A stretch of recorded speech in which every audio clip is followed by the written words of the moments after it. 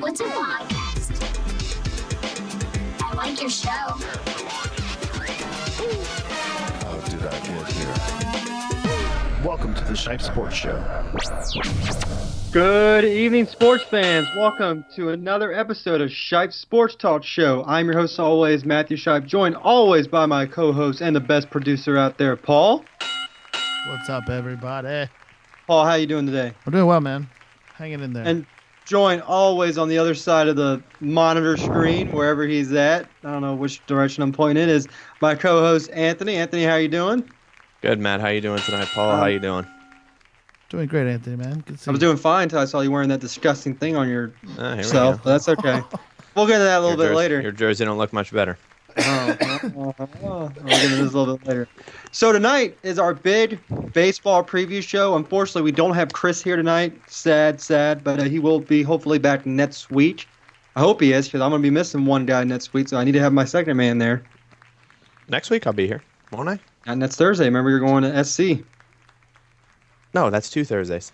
I'll be here next Thursday. Okay, well, never mind. I guess I was wrong. We have to, of course, check with Paul, though, because Paul had talked to us about maybe not being here next Thursday, so we'll have to figure that out. That is true. I forgot about that. Okay, That's right.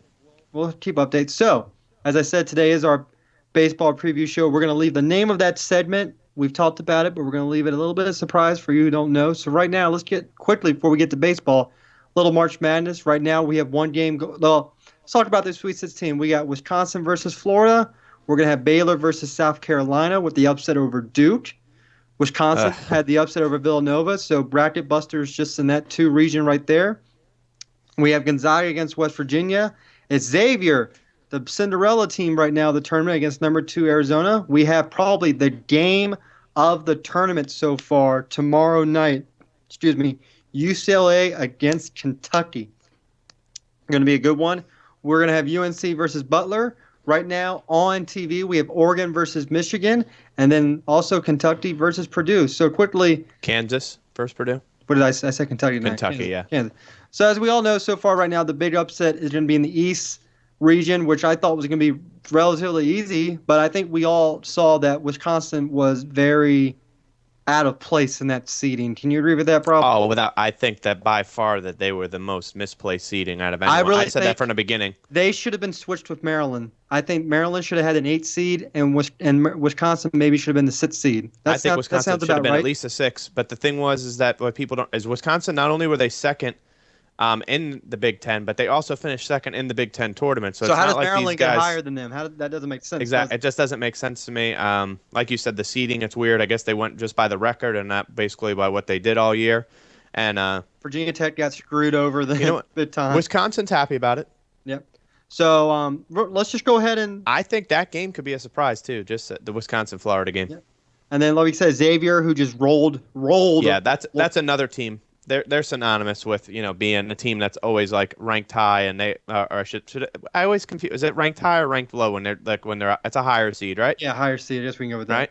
So they're ranked always, but they're always a team that sticks around in March Madness to the for a bit. So it's a surprise to see them there, but not a huge surprise when you think about what they've done in past March Madness tournaments. All right, let's go ahead with our predictions for the Sweet 16. I think let's get to that. And see who moves on to the Elite Eight. So Wisconsin versus Florida. I'm going to go with Wisconsin continuing the run. What are you going to do? Man, this is the game that's tough for me. Florida just held Virginia to 39 points. Yeah, that is like it's a tough. Those 2 teams are both playing really well in this tournament. I'm gonna go with Wisconsin with the win there. I think they'll continue their run, but I think this is going to be a really close game, and I wouldn't be surprised to see it go the other way. So we'll see how that so turns we're both out going there. Wisconsin. Okay, Paul, where's the little? We're both going Wisconsin. There we go.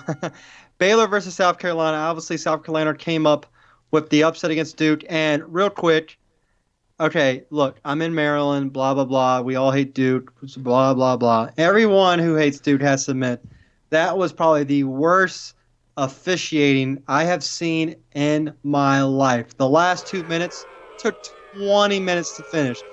The reason Duke couldn't come back in that game was because every time they got a point, literally it was a foul called against them, shooting foul, anything. At one point, what's the guy's name? Leonard Kennard, whatever, one of the top players for Duke, got headbutted, and they called him for the foul. So I mean, I don't understand.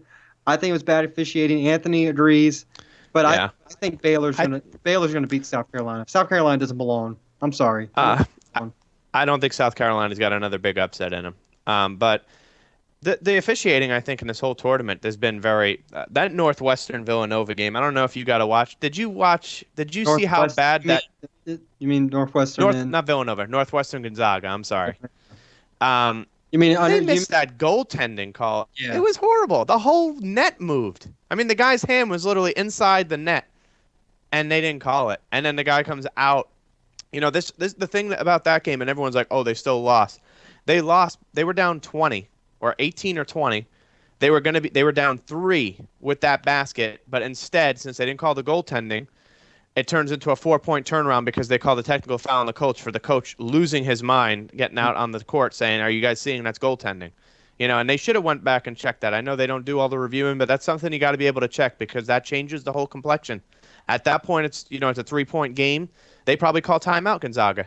The coach probably says, "All right, get on the the side. Let's get on the sideline real quick. Let's talk this over," because you got them reeling at that point. And the Duke game, like you said, man. I mean, they don't let these guys play anymore. The one foul that really to me really struck me was when he went up. I think it was Kennard was behind the guy on South Carolina, and I just said that, the ball, and he swung his arms around. Yeah, and Kennard, his head even went back like he got hit. He hit him full blast with an elbow to the face, and they're calling a blocking foul on Duke. Kennard, and that's fouled out. So and he fouls. That's it. But you know what? That's the other thing that I had a problem with. Like as much as the referees called a lot of fouls, you can't be playing with 7 people on a roster, and that's what Duke was playing with. Duke's playing with 7 guys. They lost their 2 of their best, 2 of their starting 5 and 2 of their better 5. Or when there's only 7 people, you don't really have much of a choice. And they lost him and Jones, I think it was, and that really just and Grayson Allen really did not step up to the plate. The freshman Tatum played well, but Grayson really didn't do much for me, and that was really the ultimate. But again, the officiating overall just been rough. But I will agree with you, Baylor wins. It's gonna be Baylor versus Wisconsin, and then we Gonzaga, West Virginia. I'm gonna go West Virginia with the upset. Their defense, I think, is tremendous. Like we just said, Northwestern probably could have pulled out that game. I like West Virginia's full court zone defense. They really go after your star player, and they can take anyone out of a game whenever they want to. And they really just dominated Notre Dame the entire game from start to finish. I say West Virginia with the upset. Yeah, and we talked about this beforehand. We said West Virginia was one of those teams that can get streaky really quick, and they could just go on a run, despite whatever their seeding is, and they're a team that could do it. But I think Gonzaga is going to continue. I think they had the scare against Northwestern, and I think Gonzaga might go the distance. All right, well, there we go. It's something different. Xavier, Arizona. I'm going to go Arizona. Yeah, I'm going to go with Arizona there. I think Xavier's storybook tale ends here.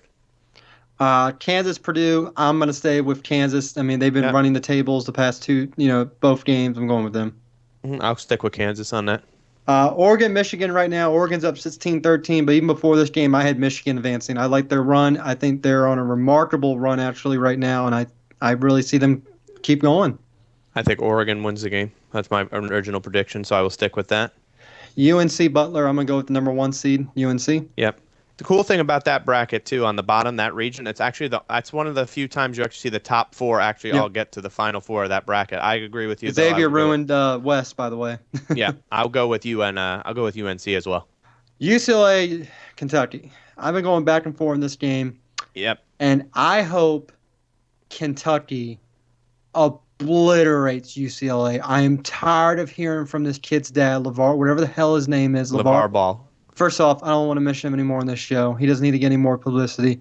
I want Kentucky just to roll over them. I want them to win by more than 10 points. I want them to roll over UCLA. I'm picking Kentucky just because I hate that kid now because of his father.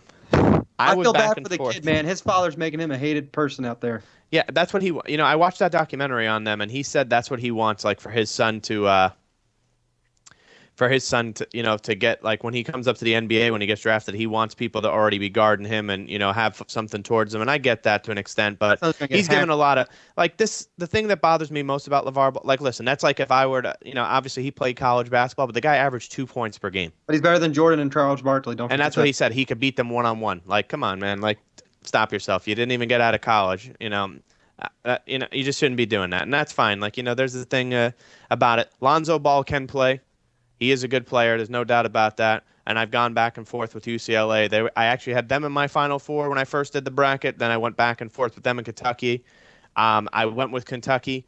I'm going to stick with Kentucky winning this game. But this is going to be a great game, I think, as well. I don't think that it'll be a blowout for Kentucky. But, again, as you see in a lot of these games, anything can happen. But I will stick with Kentucky winning against UCLA. All right, now before we end this, I'm going to go to our bracket real quick and show who's in the lead right now real quick. Right now, Julius I was gonna say, that is guy's still up. Here's the bad thing for Julius is he can only get another 109 points. The leader right now that can take it all the way is your friend, I believe your friend Nathan. Okay. He is a possible 166. Keith right now in second place, possible 163. His Final Four is all still alive. He has Wisconsin, Arizona, Kansas, Kentucky. He actually had the Wisconsin upset. Good for him. Good call. So he actually has his entire Final Four. Nathan has his entire Final Four as well, and he has Baylor, Gonzaga. So really, it comes down to that one side of the bracket. He has Baylor, Gonzaga, and who's the other two? And he has Kansas and someone. He has Baylor, Gonzaga, and Kansas, Kentucky. So I mean, really, it comes down to 3 games. Yeah. So, and then really there's no one else in contention right now. Coach has a possible 142 points left. He's missing Louisville and Villanova, but he still has his 2 finalists left, so that helps out. He has Arizona winning it all, right, if I remember? Yep, North Carolina. I am out of the running as well. No, I still have UNC still. I still have 3 of my 4 Final Four, but Duke is gone, so that killed me. Yeah, I had Duke winning it all. I think I have 3 of my Final Four. I think I do. I'm not sure about that. I know I had Duke in the Final Four winning it. Our producer forgot to do his bracket. Calling him out. Well, yeah, I'd say for the most part, it's going to come down to, I think, those top 4, like you said, Julius, Nathan, or Keith. Congratulations to 3 of you so far for getting to the Sweet 16 and still having all 4 intact as well. I don't know. Real quick on that, what do you think was more of a surprise? Do you think it was more of a surprise that Villanova lost or that Duke lost? I think Duke lost. I think Wisconsin was a team that everyone thought could maybe pull it off. I don't think anyone thought South Carolina could win. Yeah, I agree. It's just, you know what, though? The cool thing is with, unfortunately, with Villanova losing, we are now guaranteed a new national champion in this tournament. We are. Yes, we are. Real quick before we move on from March Madness, I got to say, I know it's not the March Madness tournament that you want to talk about, but the NIT, really proud of my alum. How are you guys doing? UCF. We're in the Final Four of the NIT. They're on their way. They're going to be going to New York. Yeah, considering they were number 4 seed, they just won back-to-back games against the 1 seed and the 2 seed on their side of the bracket. So they're in the Final Four heading to New York next week, and I think they play VCU Tuesday night. And if they win that game, they'll be in the championship. So considering a team that's really not, big in the headlines, they're now in a Final Four in a tournament. So after a 20-win season, this is it's a productive year for UCF. Hopefully they can finish it off with 2 more wins to win the NIT. And then maybe next year they'll make their debut in the March Madness tournament. Yep, that'd be awesome. Congrats to your team. Yeah. Also, another big college news, John Thompson III is not going to be coaching Georgetown. That'll be the first year there's no Thompson at Georgetown on the helm. Wow. So they'll be getting a new coach. So I think it's time. It's time for the new segment that we're calling What is Baseball? I like to thank our co-host who's not here, Chris, for that. That was his team name last year for fantasy. And basically what this is, we were thinking about doing this as its own podcast. We decided not to. It's going to be just a big baseball segment off on Shipe Sports Talk. It'll be throughout the whole baseball season. We'll spend 30 to 20 minutes on what is baseball, along with the other sports. And I think me and Anthony, we're happy to debut this today. Yeah, like you said, we would like to have had Chris here since this name was really inspired by Chris's words that he always used when it comes to baseball. But yeah, we're definitely excited to finally be able to debut it. And I couldn't even believe it when I thought about it, man. We're less than 2 weeks away from baseball season. What's the name of I think we're 12 days away. Again? What is baseball?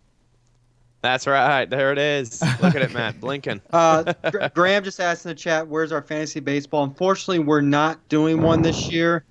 It's just something that wasn't able to come up. I apologize for that. Maybe I can try to get something together within the next 2 weeks. But as of right now, we're not going to be doing the fantasy thing. I found out last year a lot of people kind of went away from it once the season got on, just because it's a hard. Baseball, hockey, basketball are part of the hardest fantasy sports to do, just because it's an everyday thing. You have to keep up to it. And I found out, I think the football is the one that we get the most dedication to. So nothing against baseball fantasy. It's just Anthony can agree. It's really hard tough. to do. You got to stay on top of it. But if that's something, I mean, like if they want to do it, and that's something that we can get at least 8 to 10 people saying they're interested, then maybe it's something we'll discuss. I'm sure. Is he in? If you're interested, who was that? Graham, he's in the chat. He's one of our followers who follows every year. He always asks fantasy basketball, football questions. Okay. Yeah, if you're interested, like Matt said, tweet us, at either of our, Twitter handles or right on the Facebook page. Talk to us somewhere and let us know that that's something you want to do. So first off, before we even get started for the baseball preview, congratulations to Team USA for winning the World Baseball Classic. First off, for the first time. I want to give a shout out to Emilio Pagan from Puerto Rico. He's actually one of my good friends, his cousins, who pitched for the national team Puerto Rico. My friend Chris Pagan, so it's pretty awesome. His cousin was on the national Puerto Rican team, so that's awesome. Yeah, he is in the AAA for the Seattle Mariners farm system. So good luck to him and congratulations on being in the World Baseball Classic. It's one of my buddy's cousins. But here we go. Baseball season, man. But first off, let's go off last night, the game. Stroman. How do you say it? I'm saying Strawman. Yeah, Stroman. you're right. I'm thinking Braun Stroman. Stroman pitch. Okay, someone wrote in the chat that they want to get baseball a try. We'll see. That's right, John. He was actually in one of our fantasy football leagues. Yeah, another one that we did. Yeah, so we'll definitely keep that in mind, John. Thank you. And go USA. I agree. So, had a no-hitter going to the 7th inning, which is completely mowing down, and he showed so much emotion in that game. He was dogging it out he was yelling stuff in the dugout of the Puerto Ricans at one point. He was, doing a little shoulder shrug as he struck out the side, I believe, one inning. Ian Kinsler came up big. Everyone was clutch hitting last night, 8-0 victory.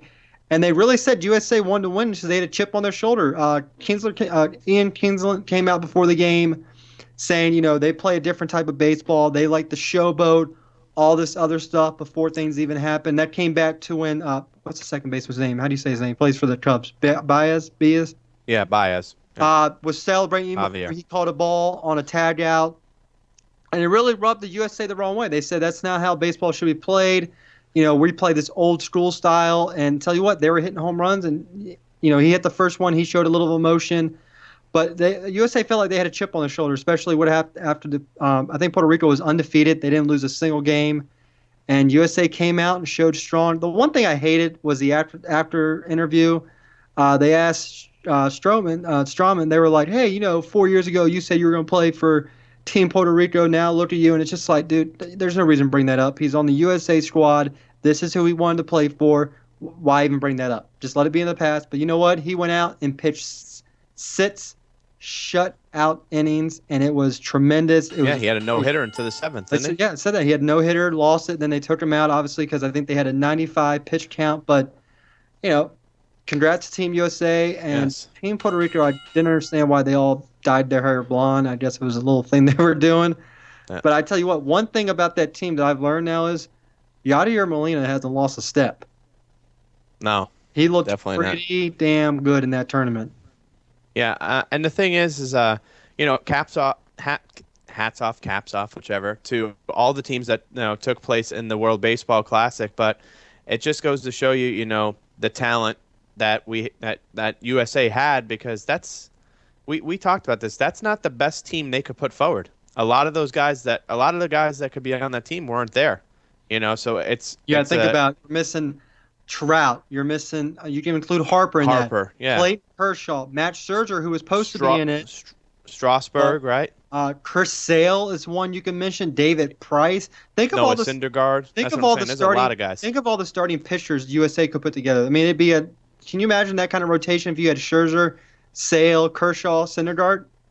Yeah. I mean, how do you hit against that? No offense. How do you hit against that? Unbelievable. Yeah, it'd be crazy. Also, Chris, real quick, Caps do play tonight. Good luck to the Washington Capitals. Give them a little quick. But it's just like it wasn't. You can't say it was USA's B team because it wasn't. They still had superstars. No, that was still an A but, team. I'm just saying that. But you had a couple of the players that weren't in it, and phew, could be a completely different. USA could go on an undefeated streak. I think you win. Just like if they would have lost, they lost. It's not like they would have won if they had this guy. You can never say that, but it's just Adam good Jones to see with great the defense. amount of talent. Adam Jones had that defensive play that he did. The Dominican Manny Machado. Yep.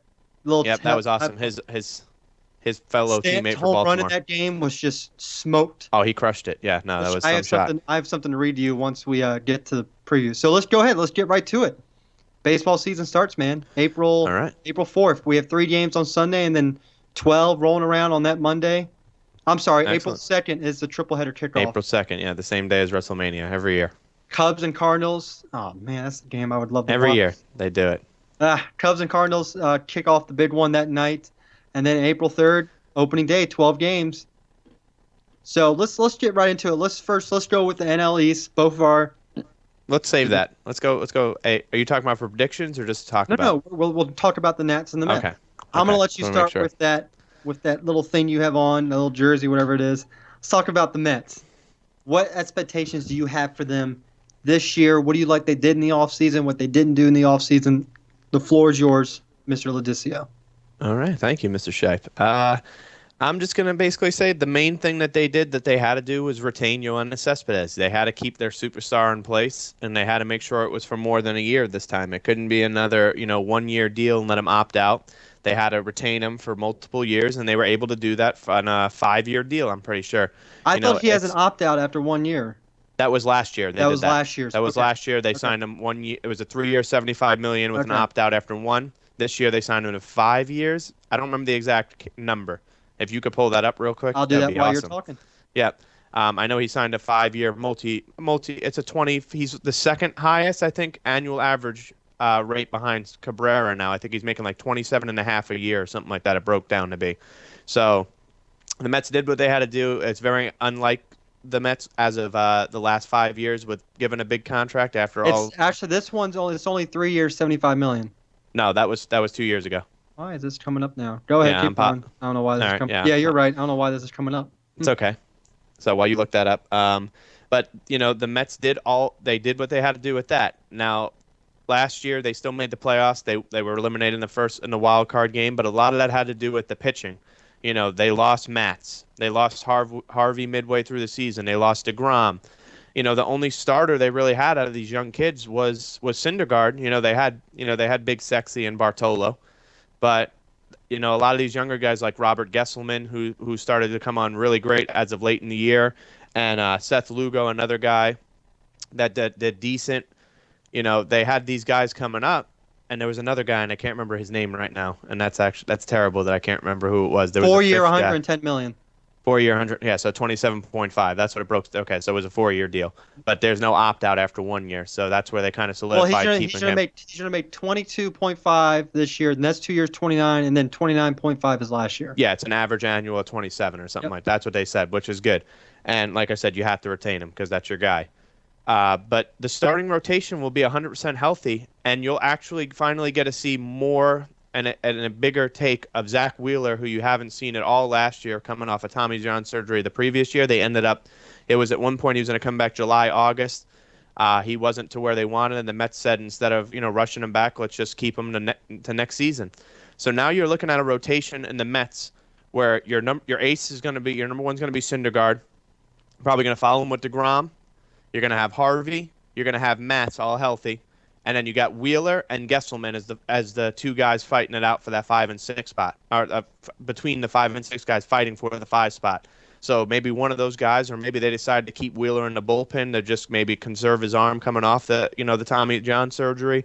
But it's a huge question mark with that rotation because they're not going to be, they're unproven coming off these injuries now. Like they pitched great before, but now 3 of them went down with season-ending injuries. So it's going to be a big step to see what happens with those 3 coming off the injuries. Syndergaard, as you can attest to, he's really made a statement of why he's one of the best in the MLB. and one of the young, promising stars to look forward to the future of this, of the MLB. And these other guys were right there in the conversation before these injuries. So let's see what they have when they come back. The biggest thing I think for the Mets is the defense. They have to, offensively. Third base is a huge question mark. David Wright, they're not really sure when he's going to come back. Lucas Duda, another guy that got hurt last year. I mean, we talked about this. At one point, the Mets had nobody. Jose Reyes came back. He was able to help a little bit when he came back. They're bringing him back again this year. Neil Walker was out. He's back this year again. So it's just a lot of this on paper. The Mets, you got to look at the team and you got to think, all right, I'm very impressed with what they did. They didn't do anything huge in the offseason. They kept most of their bullpen together. Familia, unfortunately, is going to be suspended due to some stuff, which I don't agree with what he did, and hopefully they figure that out in-house about what exactly went down in that situation. But that's another thing that could hurt them. So it's just going to come down to what happens when these guys take the field. And if that rotation is going to pitch like they did when they were all together on that World Series run in 2015, I mean, you got to put these guys in World Series contention again if those guys can get back to that status. But again, like I said, that's a huge if coming off injuries. So yeah, what do you think about the Nationals? All right, let's get into it. First off, this offseason, hoping to get a closer. Swung and missed on all three closers we tried. We tried to get Mark Mansion back. Nope. Roldis Chapman. Nope. Kelly Jensen. Nope. So we're going with Sean Kelly. But look out for guys like Blake Trinan and Coda Glover to maybe step up. Like I told you, Blake Trinan's got a nasty sinker that's get up to 100 miles per hour. And if you can locate that 100 miles per hour sinker, I rarely doubt anyone in the MLB that can touch that sinker. I think, Anthony, you can agree with that a little bit. That's a hard pitch to touch, especially at 100 miles per hour. But Sean Kelly, he stepped up a little bit last year, a lot during setup roles. So go with him. Excuse me. So let's go with the trade. Giolito, one of the top prospects in baseball, to the White Sox. Lopez, one of our young stars who came up last year, pitched great. He's gone. And comes in Adam Eaton, one of the best defensive center fielders, I think, in baseball. Really good. He'll be a good leadoff for a second person in the lineup. And they said this guy could change what the Nationals have been looking for. It's been a while since, we thought Dinar Span, he was the guy. He was hurt 2 years ago. They had to let him go, obviously. We saw that. He's now with the Giants. And then, last year, blessing in disguise, Trey Turner came up. And he exploded on the scene. Now, I think he's going to continue exploding this year. I'm going to go ahead and say this. He could be an early MVP candidate if he plays the way he did last year. I think, Anthony, you saw the way he finished off. He could be an early MVP watch guy, as I say. He could be a watch guy for MVP award. Same for the young guy. Same for the young guy from the Dodgers, Corey Seager. Seager, yeah. Seager. I know you're talking about. Yeah. He's an MVP watch guy. Same for Daniel Murphy, Harper, all them. I think Turner's up with that list. And if Turner continues what he did at the end of last season, everyone thought, oh, he's going to get in the postseason. Kershaw's going to see him once. He hit Kershaw pretty good in both those games, and everyone thought he was going to struggle because Kershaw was going to figure out what to do. He didn't struggle at all. Then we come with Daniel. So he's going back to his natural position, shortstop. Daniel Murphy. Second MVP voting, but here's my problem with Daniel Murphy right now. He only got 3 at-bats in the World Baseball Classic. What kind of rust is going to show? I predict a very slow start for Murphy in April. He got off to a hot start last year. I think it's going to be a slow start. You may not see the 347, 340 type average he had. I think it's going to be struggling because of April. We'll see what happens there. New catcher, Matt Wieters, got him from Baltimore, brought him up here, 2-year deal. See what kind of form he can get back into. He was one of the best catchers in baseball for a good while. He was multiple All-Star, multiple Gold Gloves. If he gets back to that form, very dangerous for the Nationals to have him back there. And now the big question is, does Bryce Harper rebound? Anthony wants him to just not rebound, wants him to bat 240 again. I'm sure you can say it. You want him to. But if he comes back to his MVP form that he had 2 years ago, and let's say Murphy still stays hot, and Trey Turner, that's a very dangerous lineup from top to bottom. Anthony Rendon always good in the lineup. He's a very good young player. Zimmerman, Worth are my little wild cards. They're up there in age. We've seen it affect them. That's why the National went out. Also got Adam Lind. Backup Zimmerman, give him some days off. So I really like this lineup. Starting pitching, once again, Scherzer, Strasburg, Gio, Tanner Warwick, who we saw had a tremendous game against Japan through 4 scoreless innings.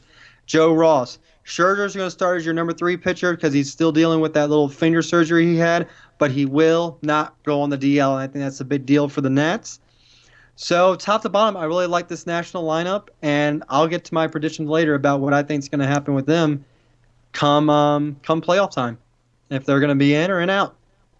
Yeah. So real quick before we move on to, let's say, talk about some other players, I want to get to the Orioles real quick. We got to talk about the team up 95, not just down 95, but up 95 for me. They brought back Chris Davis on a deal, but like I said, they lost Matt Wieters. Here's the thing. Chris Tillman's also injury right now. I don't know if he's going to start on the DL or not. But here's the thing with the Orioles. I think me and you can both agree to this. If they have a lead going into the 9th inning, 99.9% of the time, they're not going to lose the game. Can we agree on that? Yeah. Another guy I think that should have been in the conversation for MVP. I think he should have been in the conversation for Cy Young. I'm sorry. That's what I meant. My apologies, Cy Young. Yeah. Like you said, Machado, who had a great World Baseball Classic. You still got Adam Jones, Chris Davis. That lineup is still going to hit from top to bottom. I believe did they lose Trombone? I believe they did lose Trombone. No, they lost Trombone. Did they bring him back? Has here they still would. I know they lost Wieters, obviously, since you guys got him. No, Trombone is still in there as I'm looking right now. Oh, is it Trombone? Good for them. He had a lot. He was a good power bat added to that lineup last year. I believe they have him for in the DH role for right now. Yes, he's the DH. I thought they had lost him. My mistake. But like I said, starting pitching has always been this team's weak point. I don't know why their GM, Angelos, wherever it is, never goes out. I still like the Orioles. I still think they're always a good team. Everyone pits them to finish last every year. I don't know why. They always seem to streak. They always seem because they can win 1-run games. That's the problem. They have the best closer in baseball. When this guy becomes a free agent, we thought Chapman's deal was good. Britton's going to get paid more than Chapman, or deserves to get more than Chapman. So I really do like the Orioles' chances this year again. So let's go around the league real quick. Like I said, my main thing with in terms of let's stay in our division real quick. I think it's going to be a 2-team race between the Mets and the Nationals again. That's just my opinion. I agree. I hate to say it. The Marlins would be up there, but I really think they're going to take a huge hit from the loss of Jose Fernandez.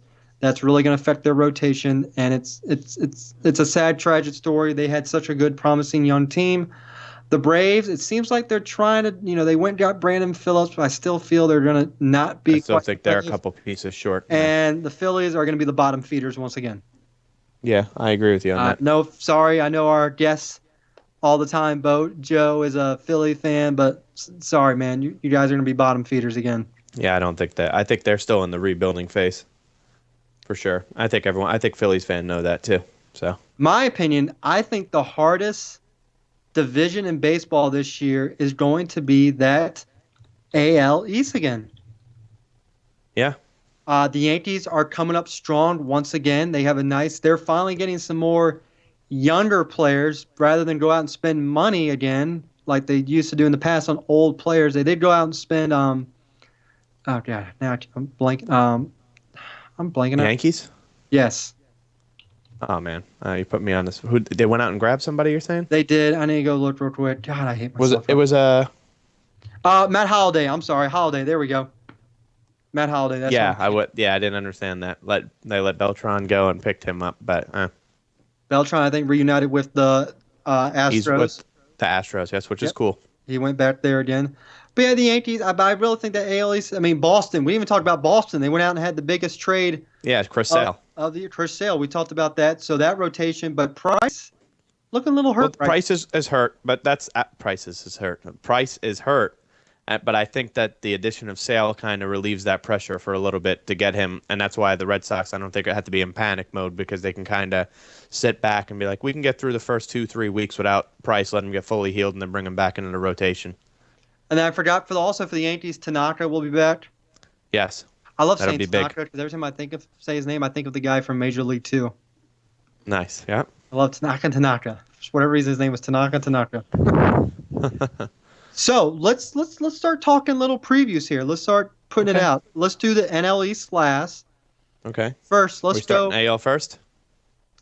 Let's start AL first. Let's go. We'll do the East. Let's go with the East since we're right there. Okay. Who is going to be your winners for the AL East this year?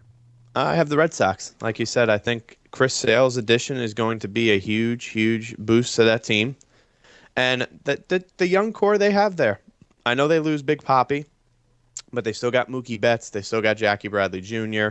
They got Benedetti, who's going to probably fill into that first base role for David Ortiz. So I think the Red Sox team as a whole looks good, and I think that Chris Sale addition with Rick Porcello there, David Price, I think they're looking good, man. I like the Red Sox position, and I think, like you said, it's going to be a tough division. I think that the top three teams might be separated by 2-3 games again. Well, we also have to remember that the Blue Jays in that division lost Edwin Encarnacion. But they did keep Joey Bats, and they do have Tulowitzki still there as well. So I think that helps a little bit. I am going to agree with you and take the Boston Red Sox. I agree with the bats, the lineup they have, the pitching staff. I'm going to stay with the Red Sox. Now, my wild card could be a team from that division, so we'll have to, stay. I do have a wild card from that division, so we'll stay I tuned was on hoping that. you wouldn't say that and just keep it a surprise, but all right. I said a wild card. It might be 2. It might be 1. You know what I mean? You never know. All right. All right, let's go the Central. I'm going to go first. Cleveland Indians, they will repeat as Central champions, like we just said. Yeah. They got Andrew Miller, but Andrew Miller was clutch. And they're going to have a full season of Andrew Miller now. Because remember, they got him late from the Yankees. Edwin Encarnacion, like I said, is added to that lineup. Huge. You still got Allen as a closer. I'm going to go with the Indians repeating. Yep. Brantley's going to be back at full health. There's a lot of pieces that'll help the Indians again to repeat. And, of course, Corey Kluber's there. I mean, they got a good team. They got a couple players, too, that they traded for, like I said, that are going to be there full-time now. The Encarnacion thing is just a huge, huge addition to that team. So I like the Indians' chances. I do. Now, here's a question. Do they do what the Cavaliers did? Lose the first year, they got some people together, then win the second year. Who knows? We'll see. We'll talk about that later. We get to the West. I'm going to go with the Rangers to repeat again. Oh, I have the Astros here. Okay. I think that the pitching was a little rocky last year. I think a couple of them, Dallas. Had a down year after winning the Cy Yeah, Young. all three of them did. Colin McHugh and the third. I can't remember the third pitcher's name right now off the top of my head, but those three had a kind of a down year last year, so I think they'll rebound. And they added a lot of veterans to that team to help Carlos Correa, and all these other young kids.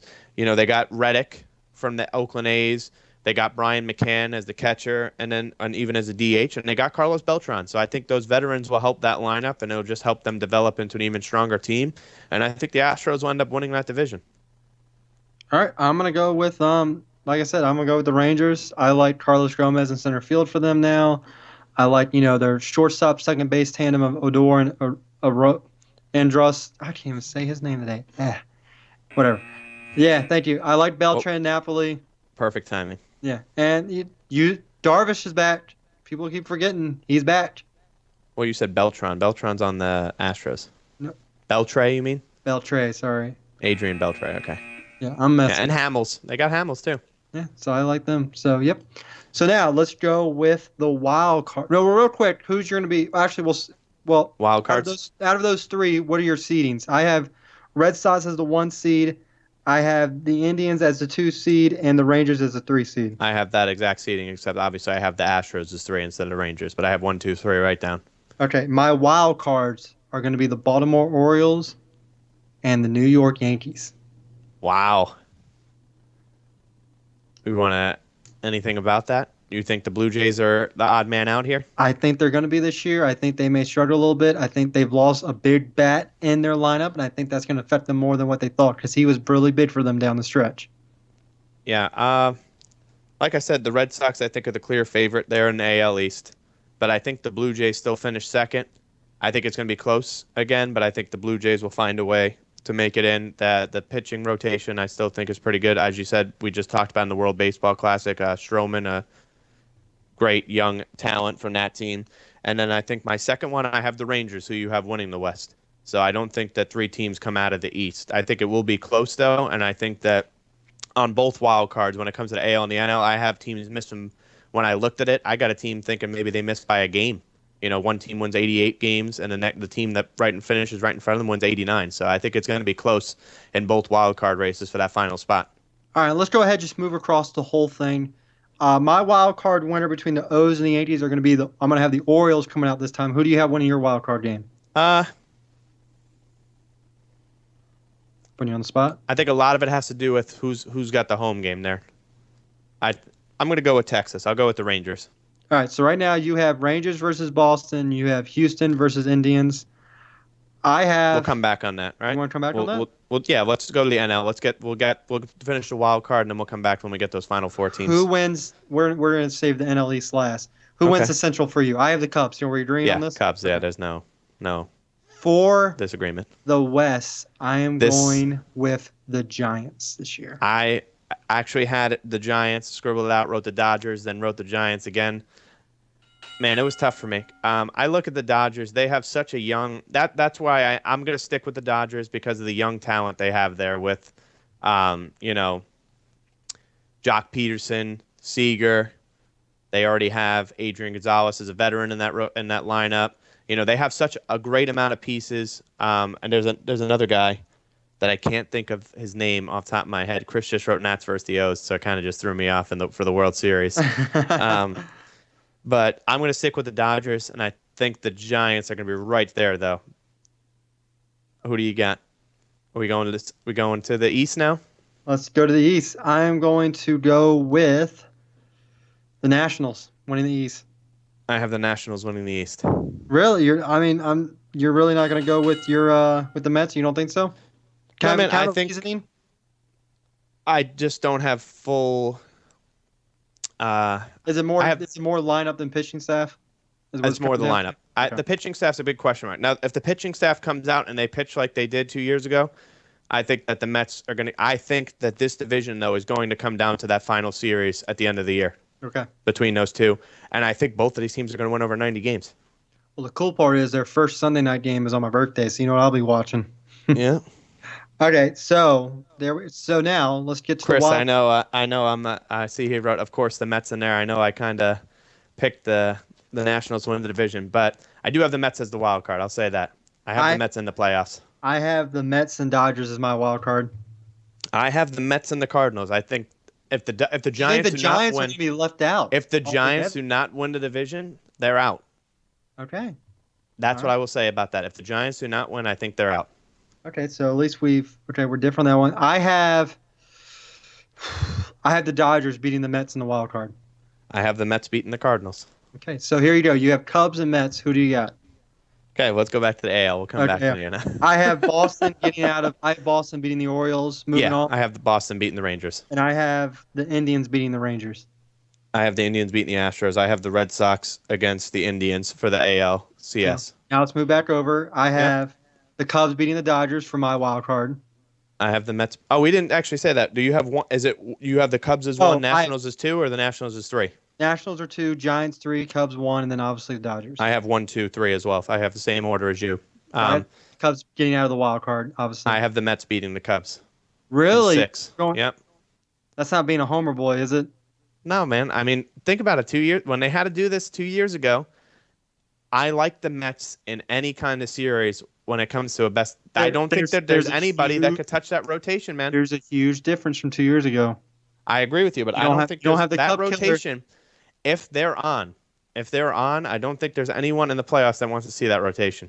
Okay, well, you don't have the Cub killer there anymore. Yeah, so. But just think about it, man. Just think about the guys you're talking about. Yep. You think about the rotation. If those guys are healthy, that's 6 guys that they could be throwing at you at any point in time. Okay. All right. So even if all they got to do is get these guys to go 5 innings, and then they're putting some of these starters in on the back end to pitch 2 more, and then they go to the close. It's like, come on. One of these guys might end up being the closing pitcher in the playoffs.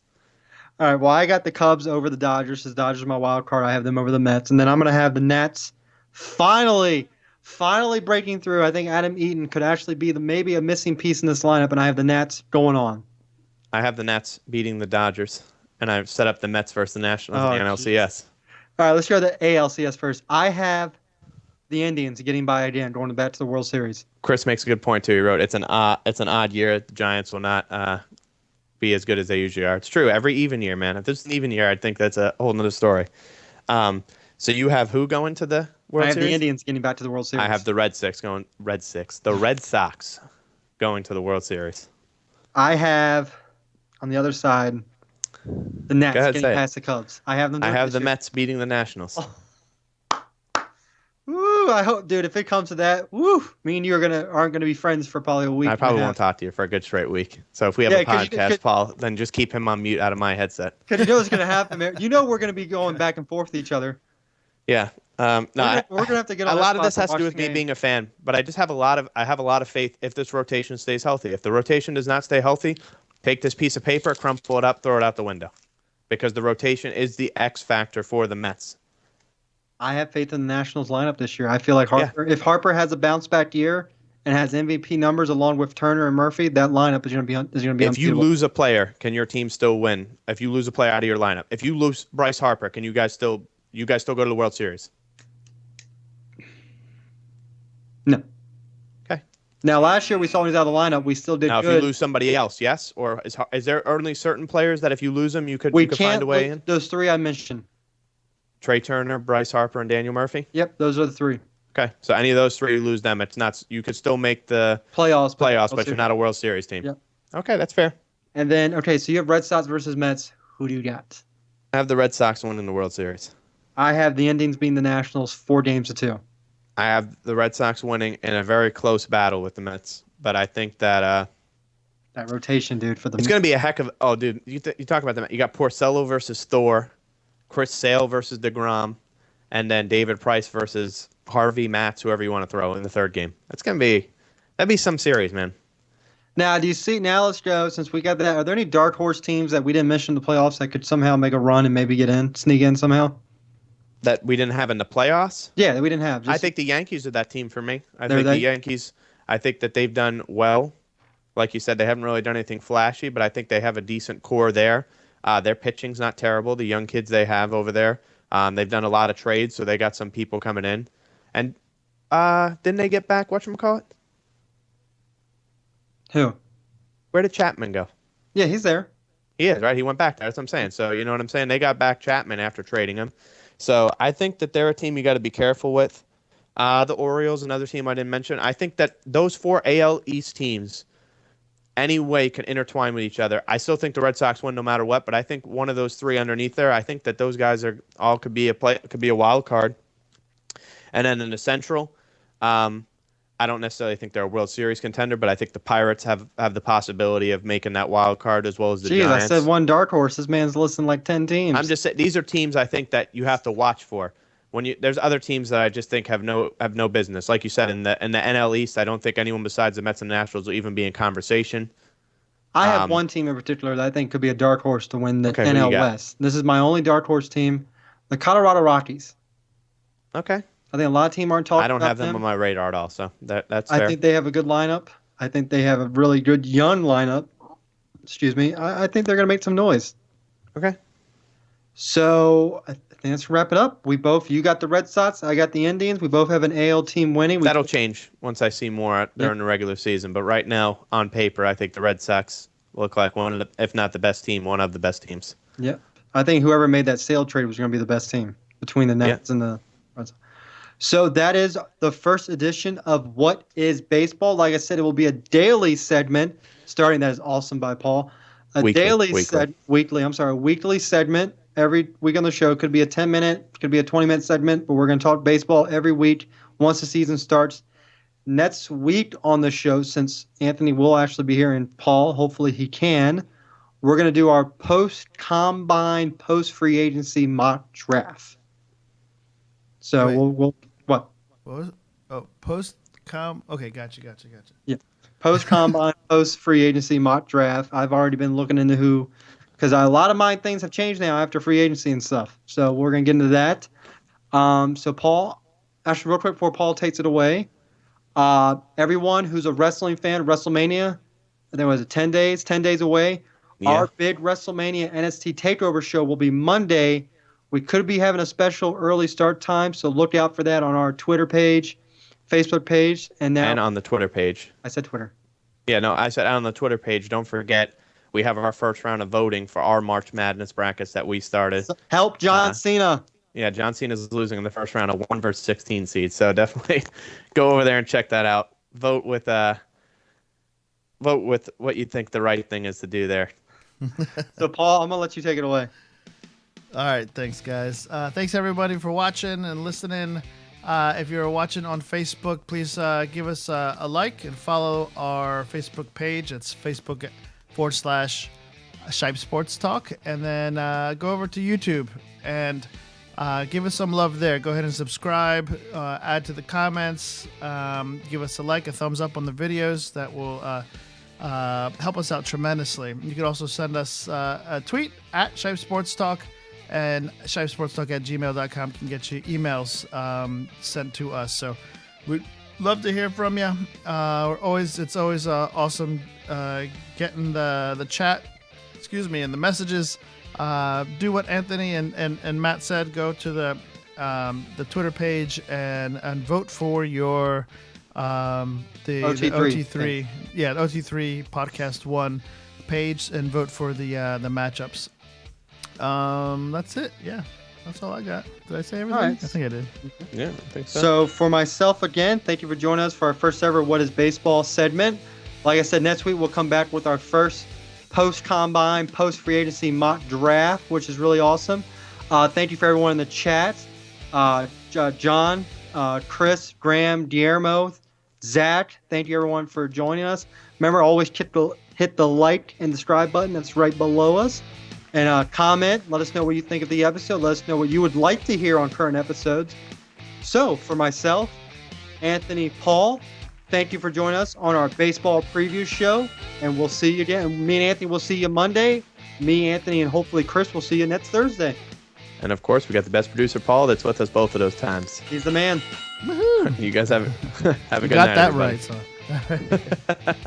See ya. Go Nets. Boo Mets. Go Mets. Go Mets. All right, end it on the Mets feed.